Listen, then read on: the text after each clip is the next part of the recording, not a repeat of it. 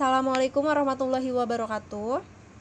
Di sini saya akan menjabarkan kompetensi dasar kelas 9 mata pelajaran Ilmu Pengetahuan Alam. Di sini saya menggunakan kurikulum darurat COVID-19. Nah, untuk di semester 1 ini terdapat 6 bab. Yang pertama ada sistem reproduksi manusia. Kemudian di bab 2 kita akan membahas tentang perkembangbiakan tumbuhan dan hewan. Kemudian di bab 3 ada pewarisan sifat. Bab 4 ada listrik statis. Di bab 5 ada listrik dinamis dan bab 6 ada kemagnetan. Kita akan bahas satu persatu. Yang pertama di bab 1 ada sistem reproduksi manusia, di mana kompetensi dasar 3.1 yaitu menghubungkan sistem reproduksi pada manusia dan gangguan pada sistem reproduksi dengan penerapan pola hidup yang menunjang kesehatan reproduksi.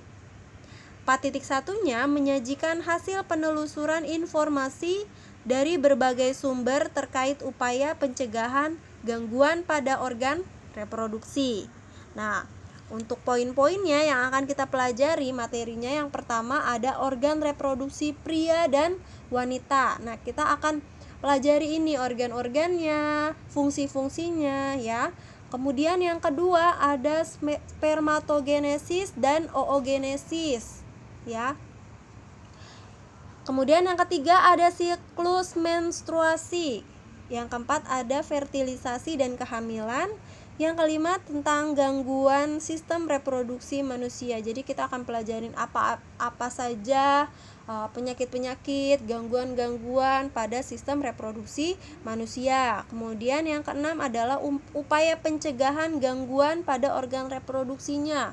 Kita akan belajar upaya atau pola supaya kita terhindar atau tidak mengalami penyakit atau gangguan sistem reproduksi manusia. Lanjut di bab 2, di sini ada perkembangbiakan tumbuhan dan hewan, di mana kompetensi dasar 3.2 ini adalah menganalisis penerapan teknologi pada sistem reproduksi tumbuhan dan hewan. Kemudian 4.2-nya menyajikan karya penelusuran informasi tentang perkembangbiakan pada hewan atau tumbuhan. Nah, kita akan bahas di sini poin-poinnya. Di sini ada reproduksi tumbuhan dan reproduksi hewan. Nah, untuk reproduksi tumbuhan kita akan mencari tahu bagaimana tumbuhan itu bereproduksi. Ya, di sini ada tumbuhan angiosperme, ada gimnosperme, ada tumbuhan paku dan tumbuhan lumut. Kemudian di reproduksi hewan di sini ada reproduksi aseksual. Ya, reproduksi aseksual itu secara tidak kawin atau tidak adanya peleburan antara sel kelamin jantan dan sel kelamin betina.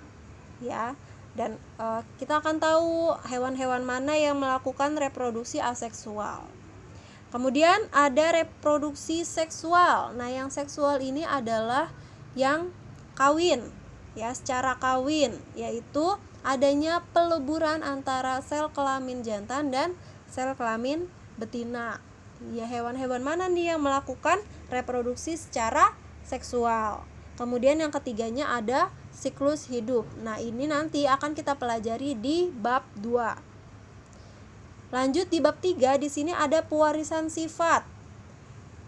Kompetensi dasar 3.3 yaitu menerapkan konsep pewarisan sifat dalam pemuliaan dan kelangsungan hidup makhluk hidup. 4.3-nya menyajikan hasil penelusuran informasi dari berbagai sumber terkait tentang tanaman dan hewan hasil pemuliaan. Di sini poin-poinnya, materi-materi yang akan kita bahas di pewarisan sifat. Yang pertama adalah genetika dan Mendel. Sebelumnya kita harus tahu apa itu DNA, apa itu gen, dan lain sebagainya. Kemudian ada persilangan monohibrid dan ada persilangan dihibrid. Ini persilangan ya. Jadi dari induk jantan dan induk betina, nanti sifatnya yang akan diturunkan ke anaknya sifat yang mana? Apakah induk jantan, apakah induk betina, atau malah percampuran antara induk jantan dan induk betina. Nah, ini kita akan pelajari nanti di bab 3. Kemudian yang keempat ada penerapan genetika. Di sini kita belajari penerapannya genetika. Seperti bayi tabung dan lain sebagainya kita akan pelajari. Kemudian ada pemuliaan, kita juga akan pelajari itu. Lanjut di bab 4 yaitu listrik statis, di mana kompetensi dasarnya 3.4 yaitu menjelaskan konsep listrik statis dan gejalanya dalam kehidupan sehari-hari. 4.4 menyajikan hasil pengamatan tentang gejala listrik statis dalam kehidupan sehari-hari, karena kita tahu ya gejala listrik statis itu banyak. Nah, untuk poin-poin materinya yang akan kita bahas di bab listrik statis ini, yang pertama ada konsep listrik statis. Ya, pasti kita yang pertama kali kita akan pelajari apa sih sebenarnya itu listrik statis, seperti apa sih listrik statis itu. Kemudian yang kedua, benda bermuatan listrik. Mana saja benda yang bermuatan listrik, mana yang tidak. Tuh, mana yang bermuatan listrik yang kuat, mana yang lemah. Ya, kita akan pelajari itu. Yang ketiga ada peristiwa menghasilkan muatan listrik. Bagaimana cara menghasilkan muatan listrik, ya. Kemudian yang keempat ada hukum Coulomb. Yang kelima ada kelistrikan pada sistem saraf, jantung, dan tulang. Kemudian ada hewan yang mengandung listrik. Kita akan pelajari di bab listrik statis. Lanjut di sini di bab 5 ada listrik dinamis. Kompetensi dasar 3.5 yaitu menerapkan konsep rangkaian listrik, energi dan daya listrik, sumber energi listrik dalam kehidupan sehari-hari termasuk sumber energi listrik alternatif. Nah, untuk 4.3-nya menyajikan hasil rancangan berbagai rangkaian listrik. Poin-poinnya, materi yang akan kita pelajari di listrik dinamis, yang pertama ada arus listrik dan beda potensial, ya. Kemudian yang kedua ada rangkaian komponen listrik. Yang ketiga ada hukum Ohm dan hukum Kirchhoff. Kemudian yang keempat ada energi dan daya listrik. Nah, di daya listrik ini biasa kita menghitung biaya atau daya listrik yang kita pakai di rumah, ya. Kemudian yang kelima ada konsep gaya gerak listrik atau GGL. Yang keenam ada energi listrik alternatif, yaitu tadi yang akan kita pelajari di listrik dinamis. Lanjut di sini di bab 6 ada kemagnetan.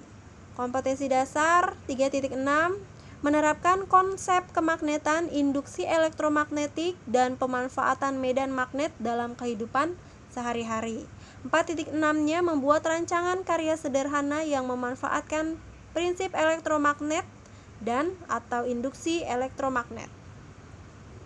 Di sini poin-poin materinya ada 1, penggolongan benda berdasarkan sifat kemagnetannya. Kemudian yang kedua, membuat magnet. Kita akan belajar membuat magnet. Ketiga, tentang teori kemagnetan bumi. Karena di bumi ini ada magnet, kita akan pelajari itu. Yang keempat ada elektromagnet. Yang kelima ada transformator. Dan yang keenam ada pemanfaatan medan magnet. Ya, itu tadi materi-materi yang akan kita bahas di mata pelajaran IPA semester 1. Sekian dari saya. Assalamualaikum warahmatullahi wabarakatuh.